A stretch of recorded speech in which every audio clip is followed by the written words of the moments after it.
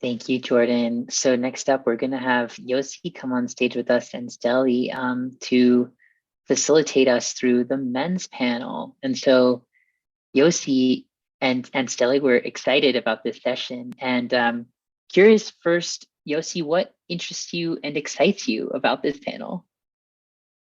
Thank you, Teju. There's a lot of talk about toxic masculinity and the violence that men make and so on, and particularly following Me Too. And I've talked about that and the shame that men experience, and whether it's overt or covert. But what we've brought here is a panel of men that have done a lot of work on themselves and have worked with others to look at what is healthy masculinity, what is healthy manhood.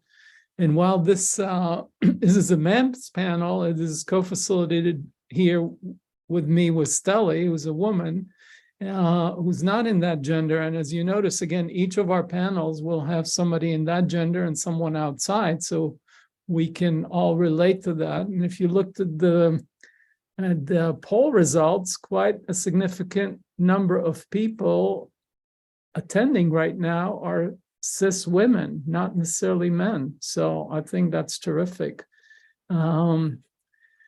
So we can all get a window, as Jordan called it. We get a mirror and we get a window, mirror to ourselves and a window onto the other. Now, like the women's panel, we have 4 panelists. Each will be given about 5 to 7 minutes to speak about some of the questions, and then we'll enter into a conversation among all of us, all of them. So to open, I'd like to turn to Jed Diamond, who as our first speaker. And Jed, you are an individual and a couples and a family therapist, and you're the author of 17 books, some of them have been bestsellers, like The Irritable Male Syndrome and 12 Rules for Good Men. You also have a podcast, Men Alive, in which you've been very vulnerable and sharing your journey as a man and as a partner. And you've also been advocating for gender-specific medicine, which is a fascinating new field.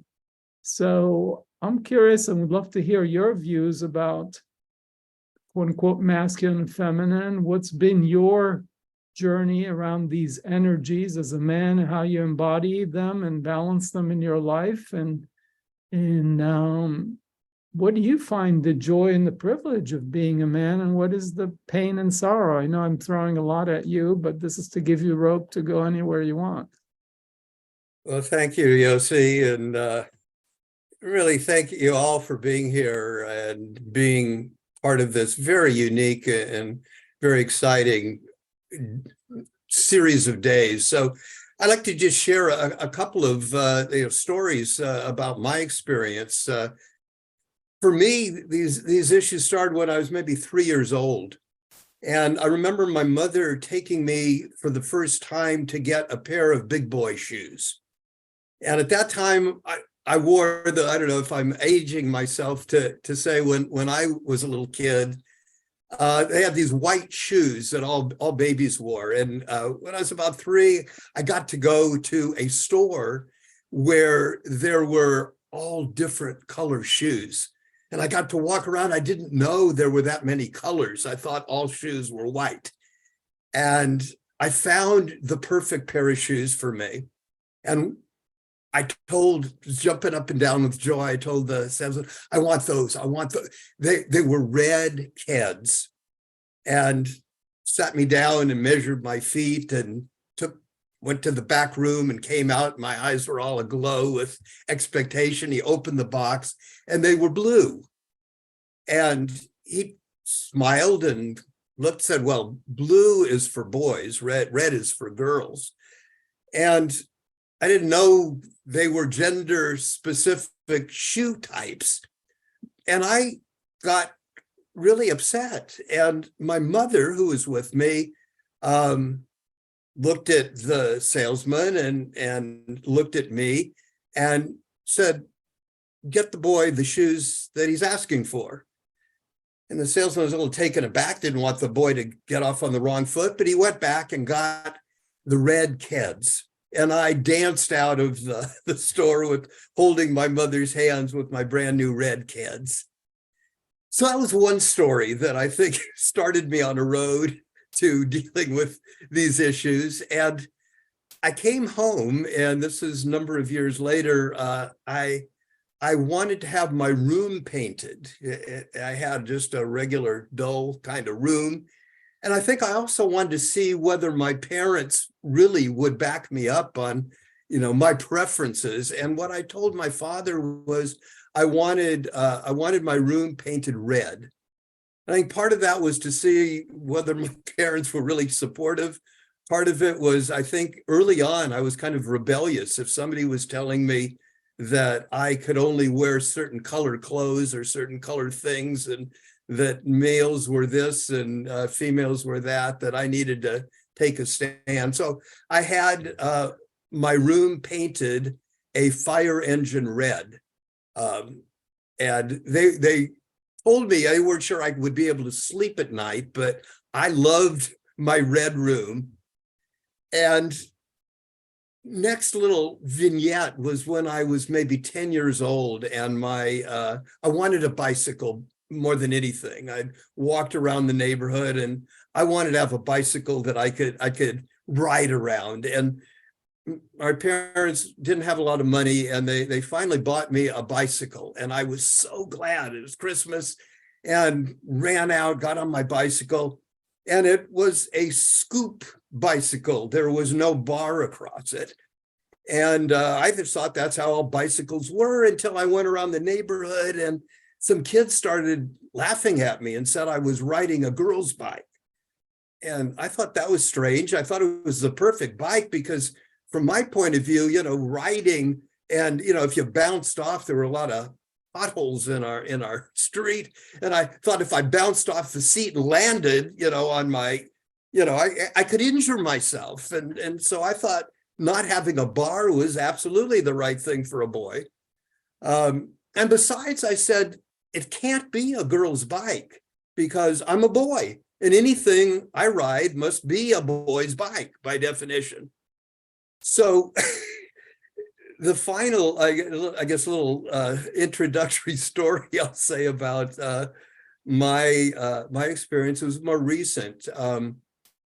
My wife, Carlin, some of you know her, and she and I have been together for many years. And recently she was walking in the neighborhood, and she slipped and fell. And I got one of those phone calls that none of us want to hear, and sometimes dread to hear, from my wife saying, "Jed, I've fallen, come help me," and gave me the cross streets where she was. I jumped into the car, got there immediately. She was only 2 or 3 blocks away, and she had fallen, couldn't get up. And luckily, there was an EMT neighbor, didn't know that at the time, came across and helped her up and was able to help me get her into the car and drive her to the emergency room. And she ended up having a hip replacement, and ended up having a stroke during the hip replacement. And so this happened March 20th. Luckily, she's been home now for a number of weeks. She's getting better. And it changed our lives, as those things do. You go from one moment where you're in one world, and now we're in a whole different world of care. And I'd had some caretaking experience, but nothing like full-time caretaking for a wife. And I realized a couple of things. One was that it's really, really hard. And secondly, that it's a just unbelievably bonding, connecting experience to care for somebody that you love. And what helped get me through this, which is part of the gender and my men's story, was I've been in a men's group that has been meeting now for 43 years. And it's a group of guys that came together because we wanted to change some of our own way of being in the world. And these were the guys that I've been calling on. I write them every morning. I call it my early morning missive, and I send it to the three other guys that are still alive. Three of the guys have died during these years. And I pour out my heart about the struggles I'm having, the fears I'm going through, the glory and the terrors of fearing that I'm losing my wife, that her mind isn't going to recover. And these guys have been there for me in ways that I never knew men could be. And my wife, Carlin, says to anybody who will listen to her that one of the reasons she feels she and I, a wonderful 43-year marriage is because I've been in a men's group that's been meeting for 44 years. And so this is really my work, my joy to be able to be doing this. And some of the panelists I've known for many years, and just feel a real joy to be with them and with you and with this whole group of people. So thanks for the opportunity to share my thoughts and feelings. Thank you, Jed. Thank you. I mean, I love the fact that first you're wearing a bright red jacket and your story about the red, but also on a more serious note that you found in yourself the caregiving capacity towards Carlin when needed. And then you also found the vulnerability to turn around and be cared for by other men. So as a man, you are both a caretaker and a nurturer, but also able to be vulnerable and be supported by other men. So I think that's beautiful. Anyway, I'll turn it over to Stelli, who will introduce our next speaker. Thanks, Yosi. Thanks, Jed, for sharing those stories. So I wanted to introduce Charles Eisenstein. Charles is a writer, speaker, social philosopher, and author of several books, including The More Beautiful World Our Hearts Know Is Possible. You can find his thought and heart-provoking essays on his website, on Substack, and in his latest book, The Coronation. So Charles, I really enjoyed reading the bio on your website because to me it seems like a really perfect example of what life looks like in all its messiness when you're in touch with both the feminine and the masculine sides of yourself. You talked about how you were steeped in this culture that values the intellect and reason, but yet you always found a way to follow your heart, your instincts. It's like your emotional life always kept your intellectual life in check. And there's a lot of background noise. Sorry about that, guys.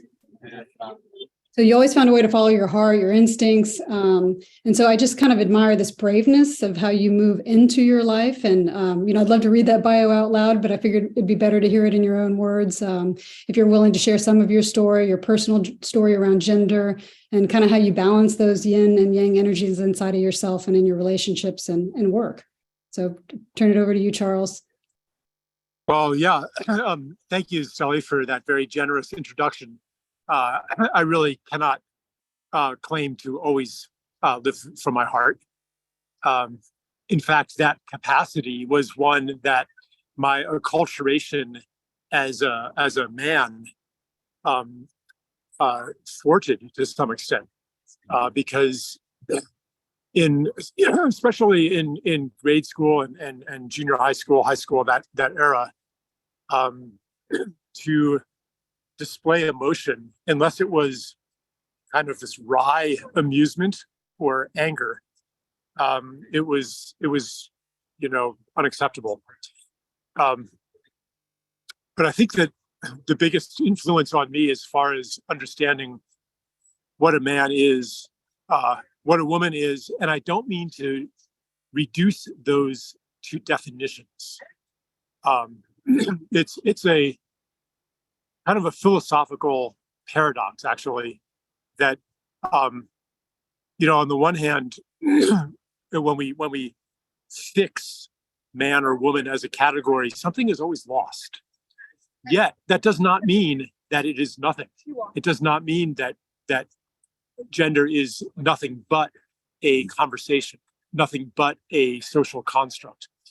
So anyway, a lot of my acculturation came through the dynamics of my parents, through their relationship, where there was, I won't call it a dysfunctional family or anything, but, a lot of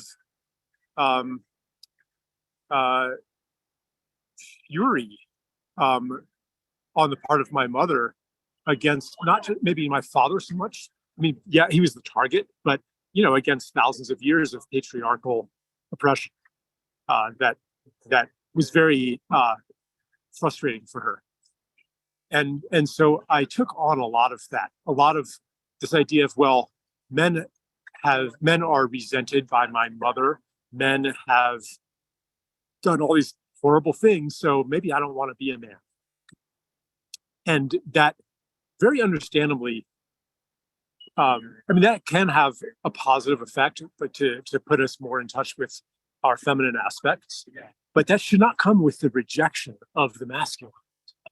And so I think I did that in a lot of ways.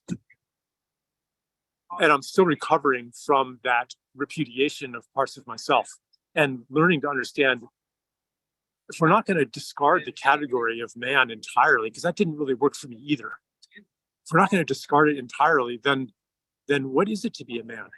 And that's the start of an inquiry. And what I can say is that there is an answer to that question. It is something. It's not the wrong question. The answer may be unfamiliar to us who have been acculturated to patriarchy. We hardly know what a man is. And a lot of what we reject as human beings of conscience is what a man becomes in a patriarchal society. Or I would even say an excessively patriarchal society. Because I don't see that. I don't want to go too far afield here, where I'm only supposed to talk for 5 minutes. But I don't see patriarchy and matriarchy as one or the other. I think that in a healthy society, they both coexist and each recognize the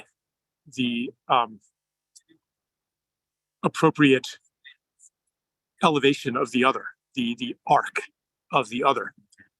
But anyway, what we have, what previous generations have bequeathed us was a very distorted patriarchy with a very subdued matriarchal component, and so we don't really know what a man is. Like all of our assumptions, at least the ones I grew up in, about what a man is, what a man does, how a man speaks, those were not a fit habitation for the human beings we were becoming. And so I won't say much more. I'll just say that my journey has been first to acknowledge that this is a valid question. Who am I as a man, not just as a human being, but as a man?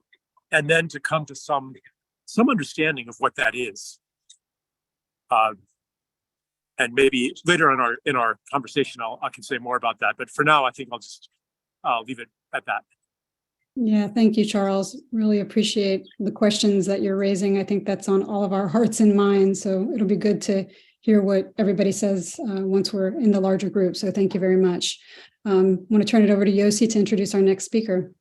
Yeah, so just Charles, we are human beings, spirits or essences, and we're also particular forms. So question is not only just as humans, but what are we as a particular form called the man, with a particular biology or a particular whatever. So I appreciate that distinction. So we'll turn to the next speaker here, which is Warren Farrell. Warren, you've been a pioneer in both the women's movement, or starting in the 70s. You were elected 3 times to the board of the National Organizations of Women in New York City. And later in the men's movement, your notable book, The Liberated Men. And another of your books that I particularly found very helpful is Women Can't Hear What Men Don't Say. And I've given that book several times to both my women and my men friends. Women can't hear what men don't say. And indeed, you in fact teach couples communications classes, and your more recent book is The Boy Crisis, highlighted the negative consequences about the absence of father figure, not necessarily men, but father figures in boys' lives, I believe. I may be misquoting you. And so your work seems to be really grounded in lots of detailed research, even though you get a lot of flack for what you say. So, but moving from the research to the personal level, I'd like if you could talk specifically about your personal experience and what we might call masculine energy or feminine energy, and how those energies live in you, Warren, and how they affect your relationships. Yeah, I'd love to do that. Before I do, I want to just honor Shanna James, who I think when a woman says that when a woman acknowledges that when a man expresses vulnerability, she often loses attraction. She has taken the first step to make it safe for men to open up and to see that there is to acknowledge a dynamic that does occur, that has evolved over millions of years, where women fell in love with the alpha male and they reproduced with the alpha male and they created more and more children, the alpha male and that female together, that was attracted to the alpha male, that has led us to feeling like we won't be loved if we don't become that alpha male. And so I often say that, men's relationship books have historically been business books, because we felt that if we didn't do well in business or we didn't earn money, that we would then not be we would not be loved. Whereas women often felt that if they didn't really understand relationships and love very well, they wouldn't have a source of income. And so both sexes started to behave differently, but often for that that greater amount of security. I said that that Shanna sort of represented one of two things that needed to happen. The other thing that needs to happen is that men need to be speaking up. We do need, and we did need, a hashtag Me Too for women, but a hashtag Me Too as a monologue is it's a problem. It has to be not a monologue, it has to be a dialogue. And we as men have to have the courage to lead with speaking up about what is our vulnerability, because when we don't acknowledge our vulnerability, we start repressing it and stuffing it, like Shanna James very accurately said. And the result of stuffing it is we act out and we get angry. And very few men understand, and very few women understand, that anger is vulnerability's mask. And you asked me to be personal, so before I get into anything more broader speaking like that, I'll share some of my personal history. I think that that I pretty much bought all the things that men were supposed to do to be a man. Planned to be president of the United States. That was my original planning, until I found out that being president of the United States was basically a form of masochism, and didn't want to spend my whole life suffering in that type of way.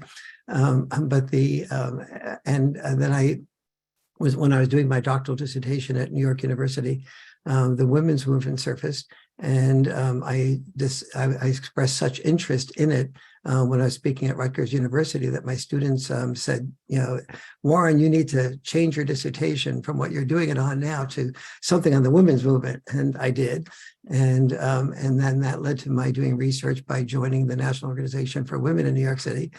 And one day, the National Organization for Women in New York City said that they were going to probably let men go, not allow men to be members, because oftentimes when they were when the women were having consciousness raising groups, the women felt that the men speaking up was oftentimes inhibiting them from really opening up.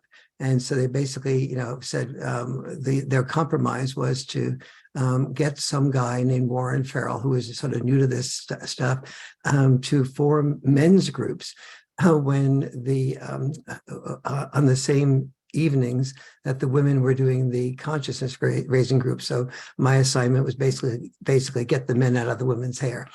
And so, but as I did that, the first few weeks, we all competed to be the biggest feminist in the men's group.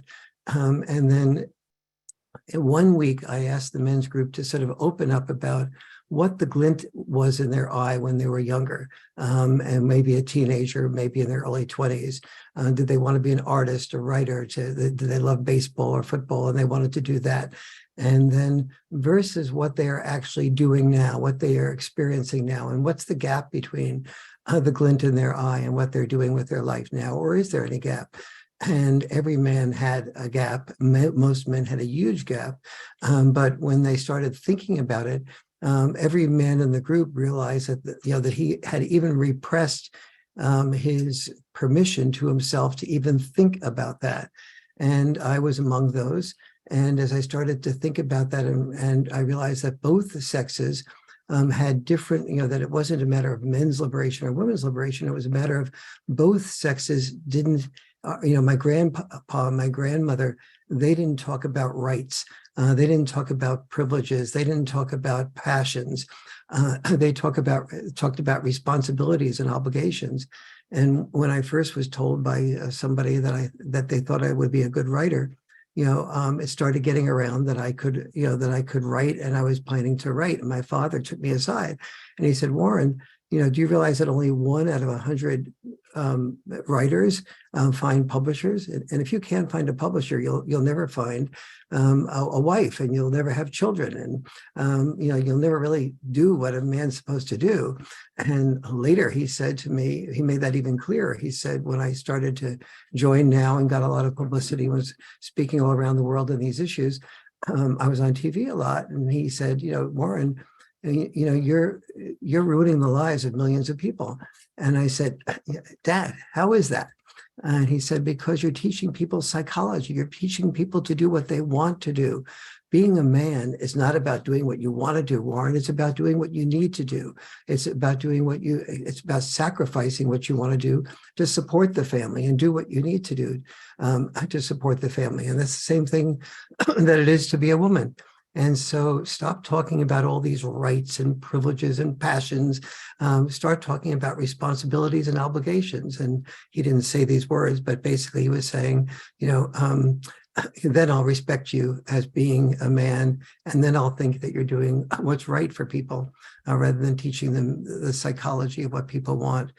And so those were some of my early journeys into this era.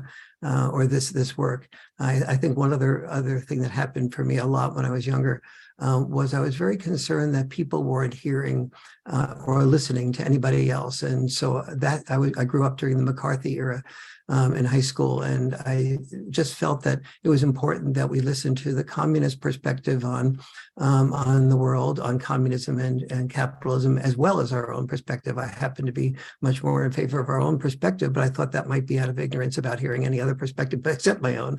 And when I brought this up, both in classroom and outside of classroom in high school, this is 1958, 59, 57, during the McCarthy era, I was looked at askance and really like I was part of a problem and that I was suspicious.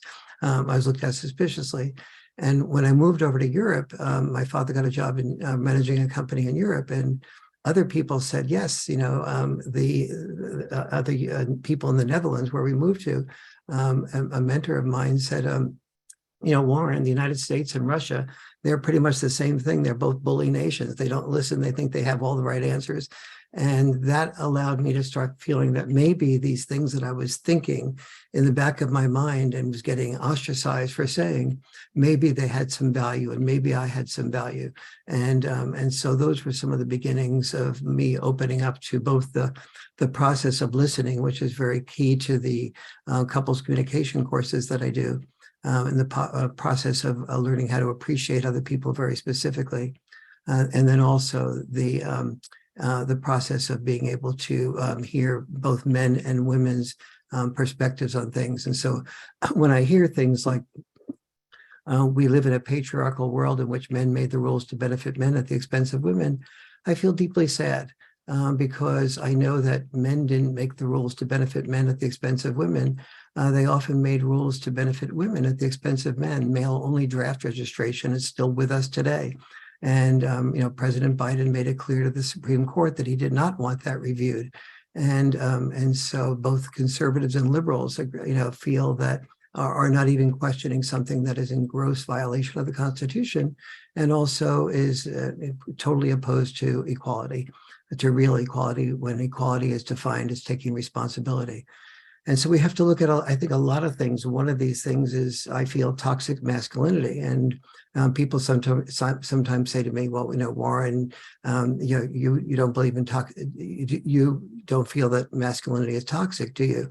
And I said, yes, absolutely. Much of masculinity is toxic, but it didn't emanate. Toxic masculinity did not emanate from male privilege. Toxic masculinity emanated from the male responsibility to be willing to be disposable in order to be loved. I'll repeat that. Toxic masculinity emanated from the obligation men felt to be willing to be disposable in war and disposable in the workplace. Like 93% of the people who die at work are males, in hazardous jobs like being a firefighter, to feel that they would, that part of their purpose in life was to be willing to be able to repress their feelings in war, because they knew that the war machine required not somebody who was whining and complaining and expressing their feelings, but the war machine needed cogs in the wheel, not squeaky, that would do whatever the war machine needed to have that man do, and to be willing to die in the process, and not that squeaky wheels did not make effective war machines. And a man that spoke up about his feelings was going to be harmful to the survival of the nation. Therefore, we became toxic in our repression of feelings. But that was not because of male privilege. It was because of the male expectation to be disposable. Yeah. So, there's a lot of talk about toxic masculinity, and the question is that inherent or not? And I'm hearing you say, no, that's not inherent to masculinity. That's a distortion that comes out of these factors. So, well, actually, I'm saying a little bit of both. That is a result of millions of years of our our honoring and marrying and having children with alpha men, the men who died, the men who risked death, but yet still survived. And we had children with those men, and were less likely to have children with the men who were not the alpha males. That created a survival basis for being toxic. But that has been double whammied on men today by saying that toxicity is about male privilege. It is about the exact opposite of male privilege. It's about the male obligation to feed, and the social bribes we gave men to be called heroes when they were willing to die. And so today, as we need fewer men in war and fewer men to die in the workplace, we're honoring men less because they're not dying for us as often. And so we're now confronting the toxicity without recognizing what we all have contributed to create the toxicity, because we wanted to survive. And in order to survive, we had to have men fight to protect us, because men dying was essential to our survival. Yeah, well, that's you're touching on what I was trying to talk about this morning, which is we're enculturated to be warriors, to fight for our tribe, and that requires us to disconnect from our heart. So I see what I understand and resonate with a lot of what you're saying. So just to keep the conversation moving, and I think one of our next speakers is also going to talk about toxic masculinity, on how that's not really what masculinity is, but I'll let Stelli introduce them. Yeah, I think that's Charles that's going to be leading a session on tonic masculinity. So hopefully you all can attend that session. So actually, we're going to be introducing Mr. Keith Boykin. And it's so fascinating, Warren, to think about your father in the perspective where you do things based out of obligation and responsibility, and you don't really follow your heart, to Mr. Keith Boykin's latest book, quitting why I left my job to live a life of freedom. So we're learning as a society, how to follow our hearts. So it's a pleasure to have you here with us today, Keith. So just a little introduction here. Keith has served as a political commentator, a New York Times bestselling author, and veteran of 2 presidential campaigns. He served as the White House aide to President Bill Clinton, and he was the president's liaison to the LGBTQ plus community. So Keith, you speak and have written a lot about sex, race, and politics, and I'm really curious how your life has been impacted by your gender, and in particular being a gay man, and then also just how you personally embody those energies that we tend to call masculine and feminine. So turn it over to you to speak to us for a few minutes. Thank you, Stelli, and thank you, Yosi, for inviting me to participate in this discussion. Well, as Stelli mentioned, I'm the author of several books. And all of my books exist pretty much in the intersection of race and sexuality and my own personal identity.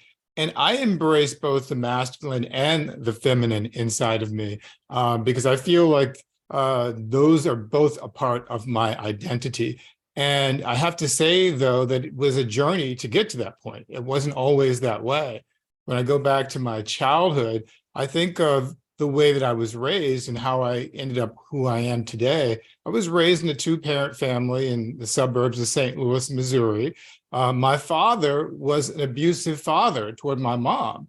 And because of that, and because of what I saw with him, I didn't want to be that person. I didn't want to be like that. I didn't want to treat women like that. I didn't want to treat my partners like that. So I made a conscious effort to register that as not what I considered to be acceptable form of masculinity. And I also understood that my parents, I assume it was both my parents, although I never questioned them about this, sort of steered me in a particular direction based on what they thought I should be doing. So for example, I have a sister who was a year younger than me. She was guided to play piano. I was encouraged to play football and baseball. And I liked football, didn't really like baseball, but I also liked the piano. And I never got a chance to play the piano. My sister hated the piano. And we had a beautiful piano in our basement. And I would go down there and sit on the piano and play for hours and hours. And yet nobody bothered to teach me, including my mom, who was a piano teacher. Nobody bothered to teach me because they didn't feel, I assumed, that it was the appropriate thing for a boy to do. So I've spent my entire life wanting to play piano better, but never really had that opportunity to do that. I also know that as I grew older, things changed. As I went to high school, I was on the football team and the track team and the wrestling team. I did all sort of the traditional things that men were supposed to do or young men were supposed to do. But by the time I got to college, I started to have a different understanding of what masculinity meant. It happened after my first year in college when I received an award from the school. It was given to an outstanding freshman man in the class. And it came with a plaque, and the plaque said, honesty with oneself, fairness toward others, sensitivity to duty, and courage in its performance. On these qualities rest manhood, and on manhood rests the structure of society. And I've always remembered that, although I don't use that description only to apply to men. I feel that it also is a description of adulthood in general. But I've always believed those 4 characteristics are what defines masculinity. Honesty with yourself, first of all, knowing who you are. Fairness toward others, dealing with other people in a fair way. Sensitivity to duty, acknowledging the duty is real and being able to take care of that. And then courage in its performance, understanding that the actual performance of that duty is not always an easy thing to do, but it's important that we do that anyway. When I left college, I went to law school. There it was when I came out, and I had conversations with my mom and my dad about my sexual orientation. I think the fact that my parents received me positively had an impact on shaping my identity as well, because I didn't see my sexual orientation as a liability or an obstacle to my manhood or to my masculinity. It was just another dimension of who I am. And that enabled me to be empowered to be able to write about these issues, to talk about these issues, and not to feel like it was something I had to hide or be ashamed of throughout my life. Later in that experience after I came out, I noticed that there were the distinct gender roles that were still applicable, and many still exist today, that I didn't necessarily find suitable. So for example, after I came out, I got an earring in my left ear, because back in the day, the saying was left is right and right is wrong. So if a man had earring in his left ear, that meant that he was heterosexual. This was, you know, the acceptable thing to do. And if you had an earring in your right ear, that meant you were gay. And I don't know why we thought we bought into these notions of like having an earring in left ear or right ear meant a difference. But the weird part about this is that if you can look at professional athletes today and rappers and people who we might think of as being stereotypically masculine, and they all have earrings. Many of them have them in both ears, and it's not an issue. So we created this whole sort of facade of what identity means for men, what masculinity is supposed to be. And it was just based on some arbitrary decision that somebody made up. It doesn't have anything to do with the intrinsic nature of what it means to be a man. So you know, the more you live in life, the more you experience people who think differently, look differently, act differently, you start to realize, why do we buy into all these nonsensical beliefs about our identity when we can construct our own identities to be whatever it is that suits our interests?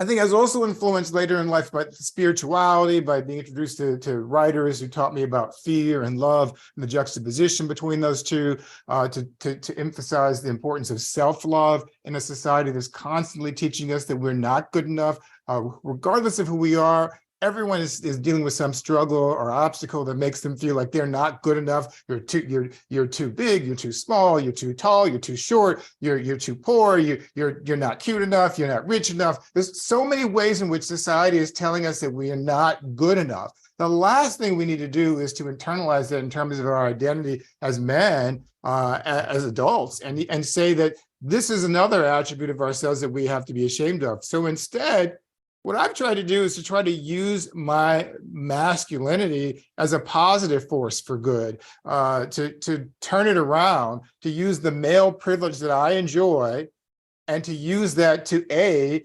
deconstruct and dismantle the male privilege itself and create a better world, and B, create opportunities for women to have more voices, to have more inclusion and greater representation in society. You know, we live in a society, we think it's equitable, but I have to speak from my point of view as a political person, having worked in the White House and worked for political campaigns. Every single president of the United States of America has been a man.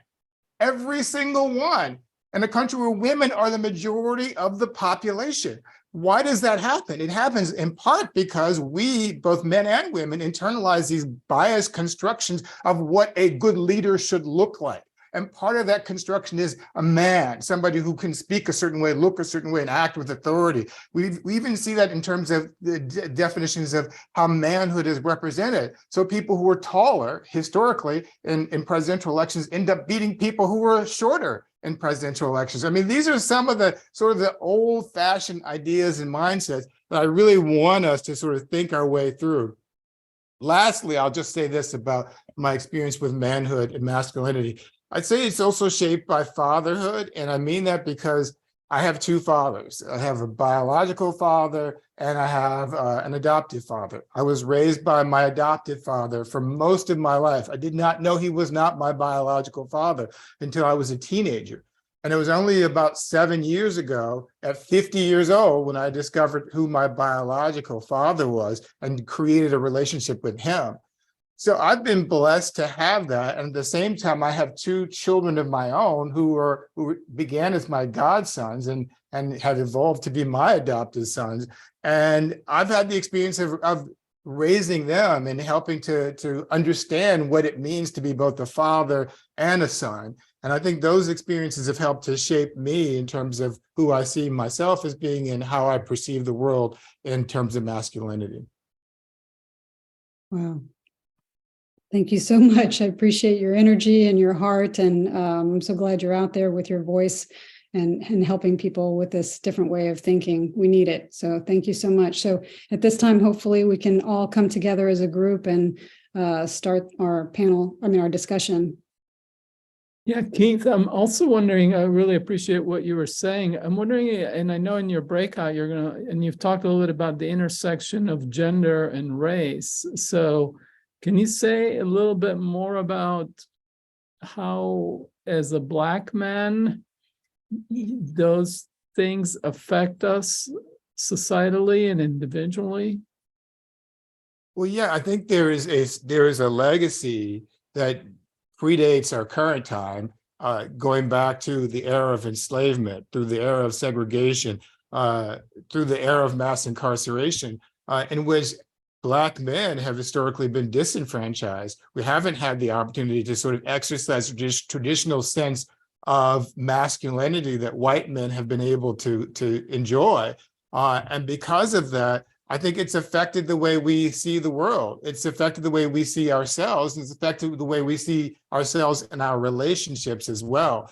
And I think we have to do a decolonizing of that. We have to sort of think about who we are, what we believe, and why we believe what we believe. That's important because a lot of our belief systems are inherited from someplace else. And it's incumbent upon us to sort of interrogate that and discover what is it in our communities, our families, our churches, our fraternal organizations, or whatever structures that are teaching us these values. I can think in my own life, for example, of two major examples in my community. First, in the 1980s, there were two things that happened that had an interesting impact on Black male identity. One was the HIV/AIDS epidemic, and the second was the emergence of hip hop.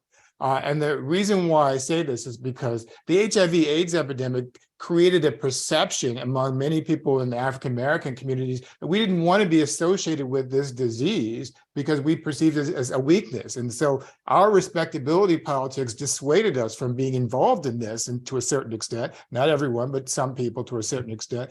And it created a different perception of what masculinity is for us. And it also created more homophobia within the African-American communities that didn't exist prior to the 1980s. Secondly, the emergence of hip hop, which comes across as a very positive influence in terms of the production of masculine energy and creation of new social constructs and creativity. But at the same, but at the same time, it also creates a hyper masculine model for what it means to be a man in the Black community that almost no one lives up to. Even the people who are in hip hop or the rappers or the athletes themselves don't live up to this model. But we have young kids, teenagers, and young adults who feel like they have to aspire to be this thing that is unattainable masculinity. And it is a form of masculinity that is hyper glamorized because it is in some ways a reduction of a form of masculinity that they perceive in a larger society from whiteness. So we've taken that, reconstructed it, and built something that I think has not always been helpful to us as a community and a society. So I just want us to be aware of where these influences are coming from and do everything we can to understand and challenge them. Yeah. I'm hearing that there's a lot of damage to those souls that go into that hypermasculinity role model. I don't know if that was for me or for everyone. For everyone, you included. So I could maybe comment a little bit about these hypermasculine ideals that nobody can live up to, but that have soaked into our value system to the point where, you know, we have a certain idea of what a hero looks like or what a president looks like, and that has even colonized the ideals that women aspire to, where it's like it's assumed that the patriarchal values are so deeply ingrained that we think that success for a woman should be measured by how well she achieves the accomplishments of the patriarchy. So, you know, and I am, you know, interacting with a lot of women in this space of, I don't know what you call it, fourth wave feminism or something, where they're like, no, we don't want to to adopt the values of the patriarchal culture to validate ourselves. Like, we don't want to have to do the things that men have traditionally done as well or better than men in order to be valid. And this leads to the understanding that we really don't even know what matriarchy is or what post-patriarchy is. It's not necessarily to insert women into the roles that men have always had and into the attitudes and ways of life and ways of being that men in patriarchy have always exemplified. Just as the civil rights movement, I mean, to connect it to race, the idea from the 60s wasn't that Black people would share with white people the being at the helm of the world-destroying machine. Like, we were supposed to change the entire system that has domination and slavery and dehumanization baked into it. So I think that what we're wanting to approach here in this conversation is a deeper level of revolution that is not satisfied with, let's have a female Batman, a Batwoman, a Superwoman, a Wonder Woman who's kicking ass and validating the value of kicking ass and validating the problem-solving template of find the bad guy and destroy him. Like to make women as good a warrior as a man was. Like, can't we do better than that? That's my inquiries. Jed, Warren, you want to jump in here? Let me add my little voice. I think one of the joys and depths of this whole endeavor that we're doing with the various intersectionalities was very personal to me. When I was in college, my wife and I said we would have a child and then we would adopt a child. We thought, given the necessity of taking care of the world's children and the number of children. So we ended up had a child, natural born son named Jamal. Then we adopted a little girl at the time named Angela. I was an African American who was available at the time. And so Angela is now 52 years old, and Angela has 4 children. So these intersectionalities between being a white man with both white children and then now with the generations white grandchildren and African-American children and now African-American grandchildren and now great-grandchildren. I really see these two different worlds and see how the hip hop that and the things that draw my African-American children into certain stereotypes limits everybody, and the deconstruction that needs to happen, in my case, in my own family, to be able to have children and grandchildren that can grow up to be, functioning, healthy adults in a world that very clearly has a different agenda if you are a certain subculture, and in our case, African American, as opposed to the Anglo culture that I grew up in. So I think these kind of dialogues, I think, are what the world needs in our own personal lives that we've had, the various ones, and in a dialogue like the one we're engaging in today. So thank you. Yeah, Yosi, I'll spend a moment on commenting on your comment about the damage to our souls, which is really where it's is very core. And I think one of the best ways to understand this is by looking at the Japanese word karoshi, K-A-R-O-S-H-I, which means death at the desk or death from overwork. And one of the most popular games today in Japan is among young Japanese boys and girls, and they each get a karoshi figure. And they try to win at the game by climbing up this hierarchical ladder to the very top. And the person who gets up the ladder faster and first and gets to the very top wins. And The reward is that she or he commits suicide, not in real life, but in the game. And what's the meaning of that? The meaning of that is that they understand that getting to the top of that ladder, it undoes yourself as a human being.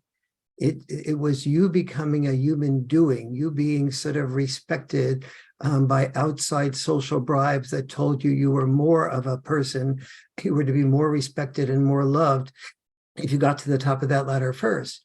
But in the process of getting to the top of that ladder first, you slowly, systematically lost yourself as a human being. You lost, in Yosi's words, you lost, in your words, Yosi, your soul. And to me, power is more about control over oneself and control over and being in line with your soul than it is about climbing a ladder that gains you the respect of others to do something that you've never thought through inside of yourself as to whether that was part of your passion and your caring. Having said that, I want to also be kind to the previous generations, because if we're going to be kind to people, it doesn't just mean being kind to the people that we automatically agree with, but it's but kind to the people of previous generations is that they were focused on survival. And in order to survive, and so the world was not controlled by a patriarchy, it was controlled by the need to survive. And in order to survive, most societies decided to have women raise children and men raise money. And a woman who didn't raise children was put on, pressure was put on her from her family, and pressure was put on her from a society in order to do that as a way of defining herself as being feminine. And a man, if he didn't do some equivalent of raising money or having property or getting property in order to be worthy of being married, he was a loser. And so both sexes were pressured because survival was so crucial that no one cared about sort of rights and freedoms and soul and self. Those were all words that are the freedom, the words of the freedom in developed nations among the middle and upper middle class that has had enough mastery of survival that they can ask questions like, what is your passion? What is your soul? What is in alignment with your soul? And so I want to be, not sort of look at these past generations as people who created this oppressive structure. They created a structure that we find oppressive today because we have the luxury of being able to think beyond survival.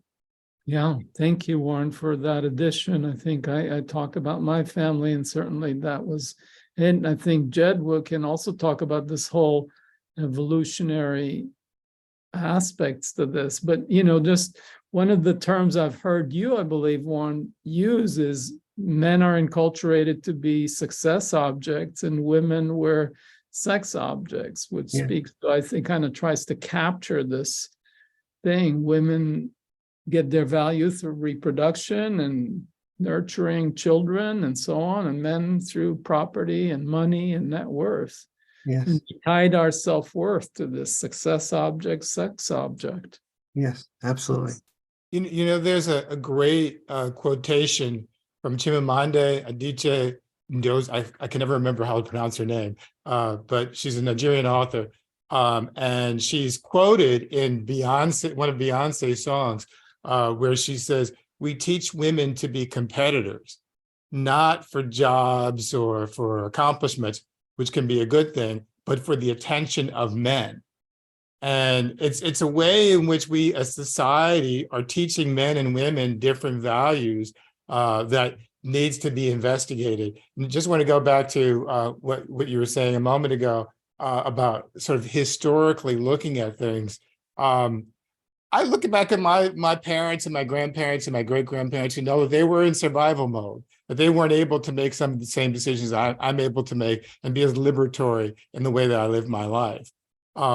Yet at the same time, I also have to acknowledge that there's some universal truths that if you believe in the words of Jefferson that all people are created equal, I'm going to extrapolate that from men to people, then we have always known for hundreds of years, as long as this country has been in existence, that everyone is entitled to equality, but we just haven't always lived up to that. And I think we can't necessarily go back and change the way people thought back then, but there were people around in those generations who did think differently. And there were different cultures who acted differently. I think, for example, about the Fawn of Dahomey, a group of African warriors who were women, who fought against their oppressors, who fought against their enemies, who fought against their adversaries.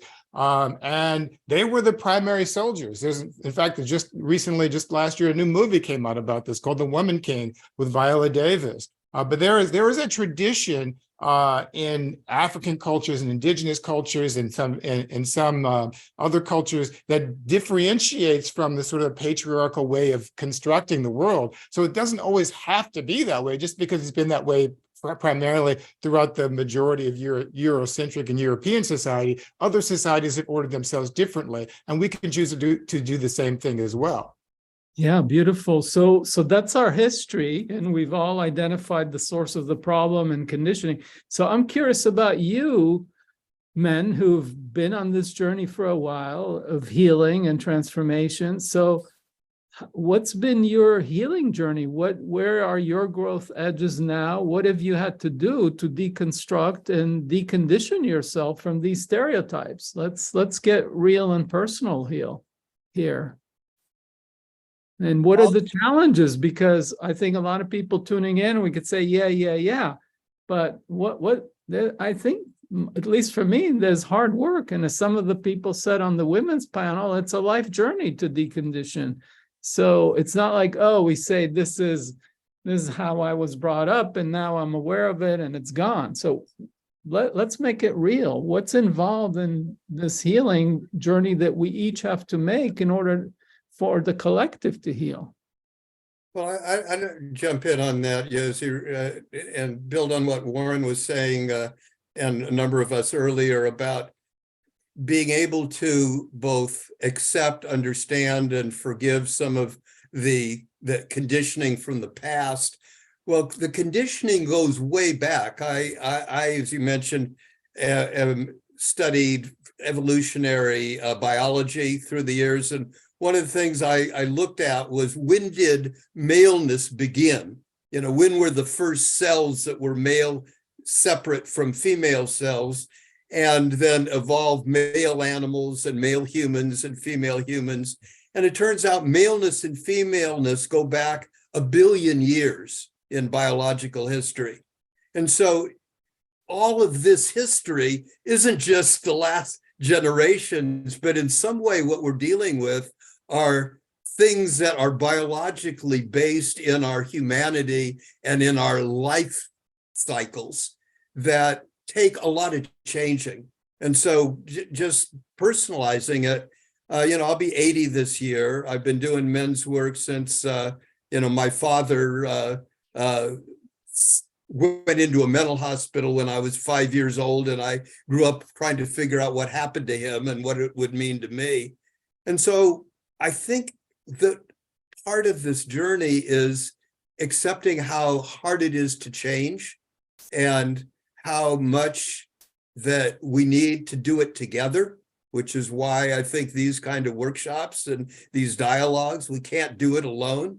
We need to listen to each other. We need to listen to our whole history, not just our recent history, and the joy of doing this together. And we got a long ways to go, but what better thing could we do than what we're doing to make this a better place for our children, grandchildren, great-grandchildren, and all the generations that are going to come after us?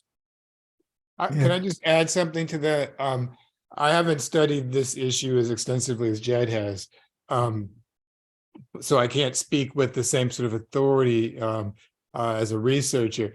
But I do know that there were people in previous generations who didn't fit into the binary of male and female. And I don't know how those people were dealt with from society to society. I know some societies did not accept them and others were more embracing. And I think that what's happening now is that I know you have a discussion that's coming up later, or like the trans panel or non-binary panel.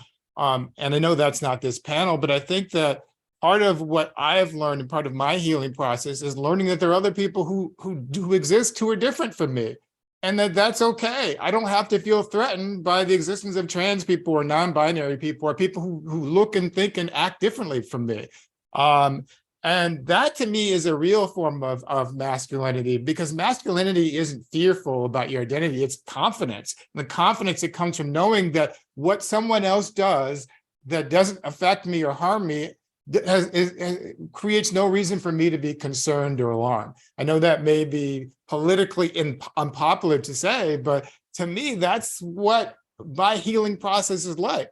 I met someone a few years ago. I wasn't planning on saying this, but I'll say it real quickly. I met someone a few years ago on the street in Harlem. I was walking down the street. This woman came up to me and started talking to me about something was going on in the news.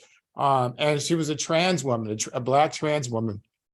And she spoke to me very passionately. I commented about what she said. And then I ran into her 2 more times that same day. I felt like there was some reason why I keep running into you, because I'd never had this experience before. And I asked her what she does, and she told me she was homeless. And I said, well, how did you get to this place? What's your background? She seemed very articulate, and she had a master's degree and a college degree, and yet she was still homeless because she was a Black trans woman on the streets. And I hired her. I said, well, you need to work. And she is now my assistant. She's working for me because she's the person who organized this event and my participation in this event, because I was able to break down my own barrier and see her as not just this stereotype that someone else has created for me, but as a human being in need of help, and a human being who had amazing skills and talents that I could use to help me. And were it not for her, I wouldn't be here today to be able to have this discussion with you. Keith, I really want to honor you for that. That's really beautiful, and thank you for that. 2 things that have happened in this discussion that I'd like to sort of call attention to and ask us to consider. One is the use of the word patriarchy.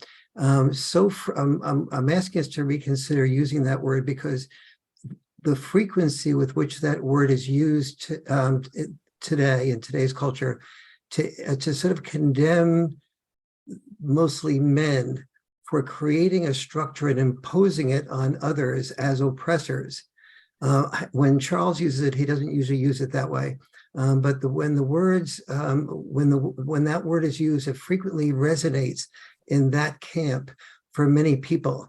And I think rather than thinking about the patriarchy as being the problem, thinking about again, put compassion for the people that came before us who were focused on survival, and survival required them to make rules that made people like my father say, you can't think about what you want.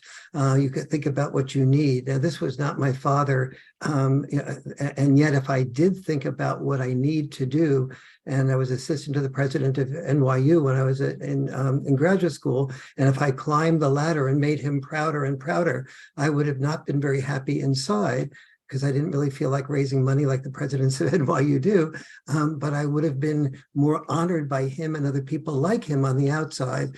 And that was not him wanting male privilege for me. It was him wanting me to fulfill the obligations that were needed to be a real man. And that put pressure on me, that when we had the women's movement, and I was part of the women's movement and led and spoke on these issues for years, I never even thought about until I started listening to the people in my men's groups, as opposed to lecturing them on feminist ideology. I started listening to their hurts and their pains and their experiences and what they lost. And then I started having a heart for both men and for women. And so as we hear things and say things like Keith, when you say something like, you quote somebody who says, women learn competition for men. You're absolutely right.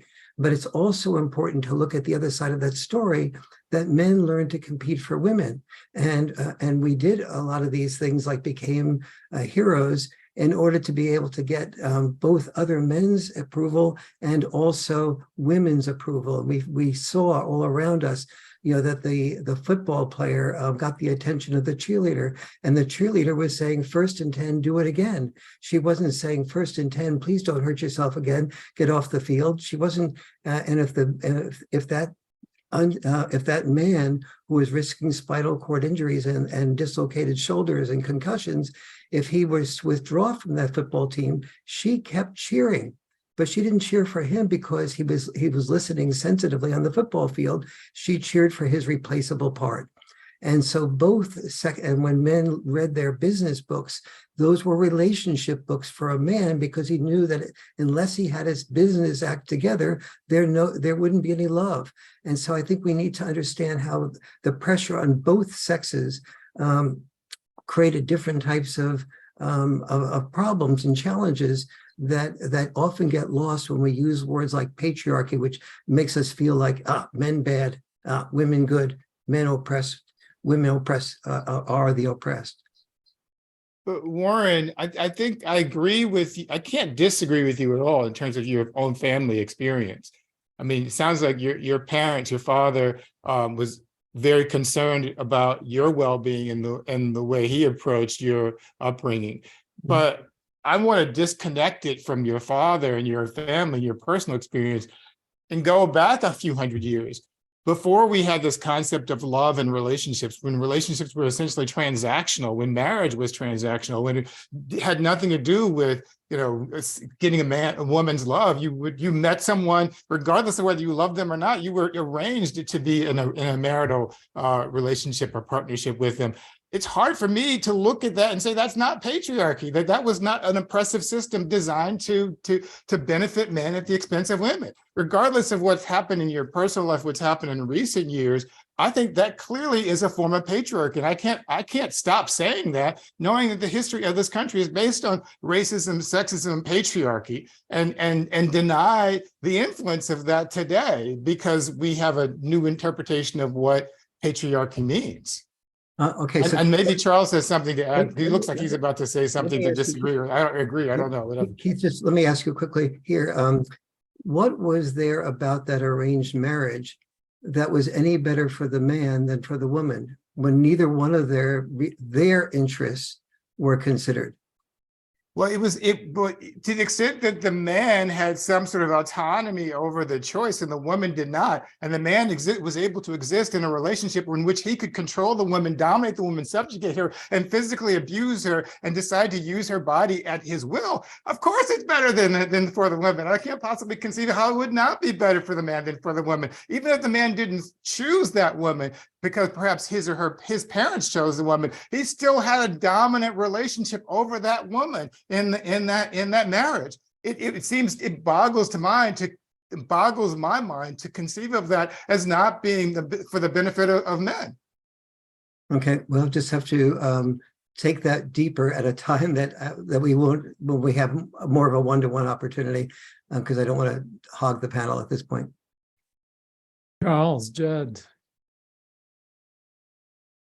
Well, there's certainly a lot here. I guess, and I don't know, you asked us to answer one question about our personal healing, but then I kind of want to actually just follow the conversation, and have it be an actual conversation. And so I would just offer, when it comes to patriarchy and the use of this word, what are we really talking about when we're talking about something that disturbs us as people of conscience? It is the essence of what we're talking about is the dehumanization and objectification of women. Once they are dehumanized and objectified, then of course they don't have full status in society as a full human being. And that dehumanization legitimizes all kinds of ill treatment because they're not a full person, which incidentally, dehumanization is also at the root of racism. It's to say that so-and-so is less than a full human being, less a being than I am. So it may be possible to disentangle that dehumanization from differentiation, to acknowledge that men and women are different, and that neither is less than fully human, but that we're different. Like the solution to dehumanization isn't sameness. It isn't the obliteration of difference, which in itself is actually a subtle form of dehumanization, to deny something that is true about another human being. So, I would just want to take us back to, and I guess maybe I can answer the question with that as well, because one of, my development as a man was very much about overcoming the dehumanization of myself, because I was very much immersed in feminism growing up and kind of took for granted, well, men are just bad. Men are bad. Men are the it's like this counter reaction to what we were calling patriarchy that says, no, it wasn't women who were lesser than, it's men who are lesser than, demonic males, toxic men. And so that dehumanization, while it is, maybe part of a rebalancing of the relations between the sexes, it still fits the basic energetics of misogyny, of racism, of all the other homophobia, of all those things. I mean, homophobia is the same thing. Just to say, well, you're a lesser sort of human being because of your sexual orientation. And so I think that if we want healing, and for me on a personal level, this was about saying, no, actually, I'm not a lesser being just because I'm a white man. I'm a white, cis, heterosexual man. That's just the configuration that I was born into and acculturated into. And it comes with certain privileges and liabilities and certain opportunities to serve and certain blessings. And each of us is given a unique configuration in order to make good of that in the world. And so so for me, the journey was actually to overcome this dehumanization of myself, because really the world that we all want is one where we do not dehumanize each other, where we see each other as full beings and expressions of life. I really like that, Charles, dehumanization and the way to not objectify one another. And to me, the only way we can accomplish that is like the example you gave, Keith, where you spoke to the trans woman and then hired her. You entered into a relationship. I mean, that's the only way that we can move forward, I think, is to be in relationship with whatever the other is, whatever it is that we don't understand. I mean, to me, that's the only path forward. And we've been hearing that theme all day long, from Alanis to Yosi at the beginning, to the women's panel and Shauna James. That is our only path forward. And I feel like it's a new path. It's not something that we've done in the past in our history. It's something we have to do collectively and move forward. We don't have a roadmap for it, but we have to just show up as best we can. And it's going to be messy. But I think we're starting it and we're doing it, or we're trying anyway. So thank you for what you all have shared. Thank you, Yosi, for bringing us together and for really caring about the heart and caring about bringing diverse people onto a panel, even when the panel is focused on one gender or one of the genders. And putting out your money, your effort, your time, your years of thinking about this and making this happen, Yosi. Let's all give Yosi a hand. Really. Okay, thank you. It's a privilege and a joy to do this as we're talking about true masculinity. So, we're trying. Jed, we haven't heard you in a while, and I'd love to get your voice here. Well, my voice is just an appreciation of what we've created together, and just my hope that obviously this summit will continue, and there are other pieces that we will contribute. But many of us have been in this movement for a long time. I've known many of you for a long time, and I look forward to continuing this journey, because this is the time. These are the times for what we're doing to continue. And part of my work and your all's work is to be doing this for the many, many years, as long as we're here, as long as we're alive, to continue and passing it on to the next generation. So I just feel very blessed to to know that you're here now and that you will be here with me as I could, after this ends and I continue my life and my work in the world. And I just feel just terribly grateful for all of us, what we've done, what we're doing now, and what we will do in the future. Yeah, no, I appreciate that. I'm delighted and I feel similarly. And but I'm going to take a risk now, because if I didn't take risks, we wouldn't be here. So my risk is to name the difference between this panel and this morning's panel.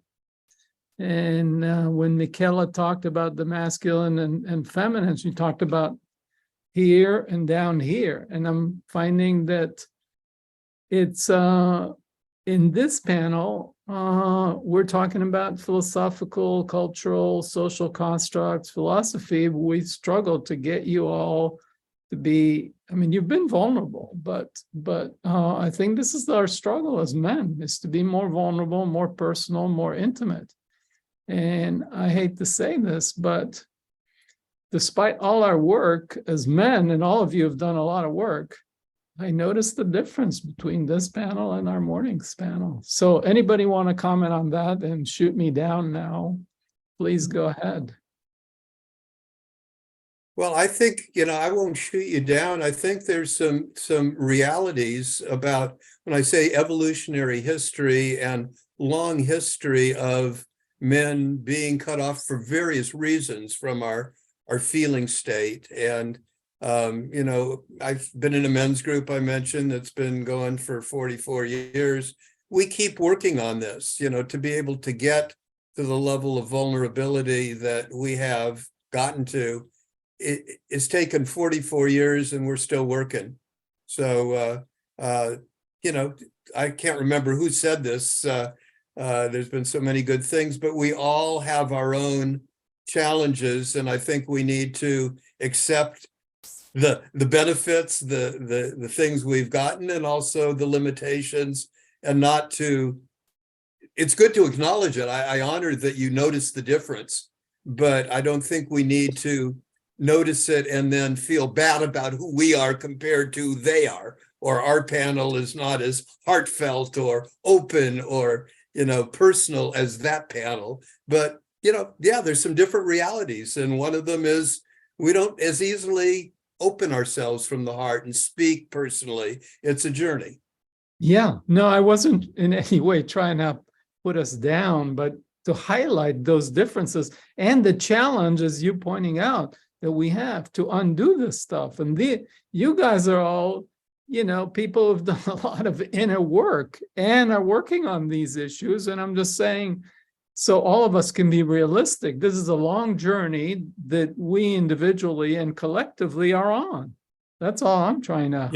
I want to put in there, though, that maybe there's situations where it's not appropriate to be vulnerable. I'm in various groups of very, evolved, practiced people. And there's this kind of performative vulnerability where you have some go-to story that seems very vulnerable, but it's actually not that vulnerable. And is it actually appropriate to be vulnerable when we're interacting through a screen and speaking to who knows how many hundreds of people who we don't even know? Maybe there's such a thing as an appropriate container or an appropriate membrane. And I'm for me to be vulnerable, I need to be in a container of trust where I have a relationship with somebody, and then maybe I start to open up. And I don't think there's anything wrong with doing that. I think that what I can say, though, is that our negotiation of boundaries is in flux today, and what is an appropriate boundary and what is not.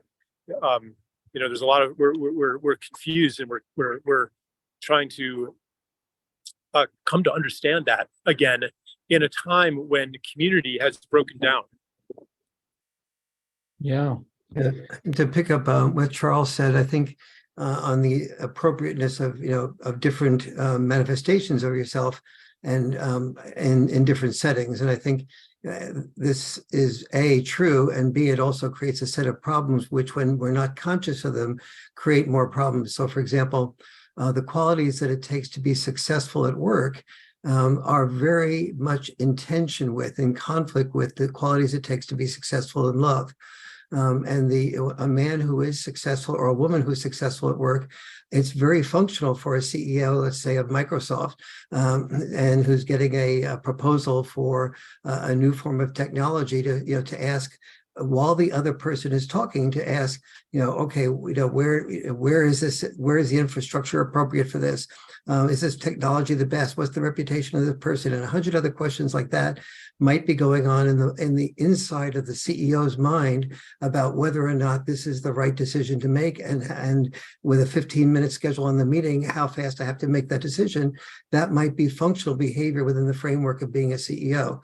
But that CEO takes that same ability to self-listen home to his wife or her husband and their children, and their, let's say it's a man, and the woman at home is saying, I've had a really challenging day at work and with the kids, and the man comes up with, he's self-listening while she's talking, and he comes up with a half dozen solutions that he wants to interrupt and solve the problem with, like he did so successfully at work. And he's suddenly finding his wife or his children not feeling heard, not feeling listened to, not feeling drawn out, not feeling facilitated. And so I think, like Charles said, there's that we have to sort of not only learn both genders' historical traditional qualities, but understand the context in which they are functional or dysfunctional. Yeah, I was smiling as you talked, Warren, because for many years, and I still probably do, suffer from the CEO disease. I call it the CEO disease. I used to be a CEO, and I'd come home and I'd try to be the boss and tell my wife how to load the dishwasher more efficiently, and it didn't help our relationship. Anyway, Keith, over to you. I'll just quickly agree with Warren to say that I remember calling up my parents, and my mom would have 10, 20, 30-minute conversations with me, and my dad would have a 1-minute conversation, about like what's going on in the weather, what's going on in the latest sports scores, or that kind of thing. And I find myself not doing exactly that thing, but I find myself being very solution-oriented and problem-solving oriented in conversations. So, for example, if my mom calls to complain about something, I immediately start to shift to, well, what can we do about this, as opposed to listening to and understanding what she's going through. And so I do think that's an area that requires some skill and work. It doesn't come natural to me to do that, but I understand that difference. Yes. Thank you. Thank you all so much for being here with us today. It's been a great session, very insightful. And Charles, you seem like a nice guy, but remember, driving while I'm not driving. I was sitting in a. I'm just glad you're cafe. Not driving. Very good. No. I want you alive for many more years, Charles. Well, thank you. It's very kind. Yes. Thank you. Okay, thanks you all. Thanks, everybody. Yeah, thank you. It's been a pleasure and a delight to be in this field with you all, and lots of big hearts and sharp minds. So we'll turn it over back to our MCs, who will tell us about where we are in the program. Great. Hi, Jordan. Hi, Wow. Jordan. Hi, Teju. How's it going?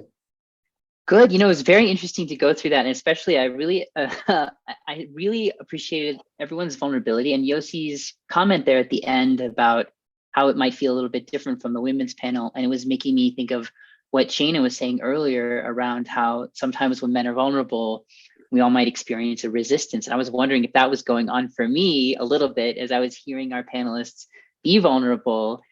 Just that so often men have the platforms in our society, and so was I being even fair in how I was hearing and listening to some of their beautiful stories about parenthood and having children and growing up and their own parents and what they learned from them. So I was on my own inner journey in this panel for sure. Yeah, I felt a lot of that very same energy, and had that push and pull in my head and my heart as well. And but towards the end, I was like, oh, this is really juicy and really good, and I started connecting. So it is interesting that, you know, in the women's panel, I was like, ah, here I am, and then in the men's panel, I was like, whoa, where am I? You know. Right. It's a But mirror for us all. That Shayna's absolutely. phrase about being a loving mirror, you know, I was really trying to remember that as well here. Absolutely. But nevertheless, so grateful for everyone who shared, and feel again so enriched. I think that's my word of the day: enriched and nourished. 2 words of the day.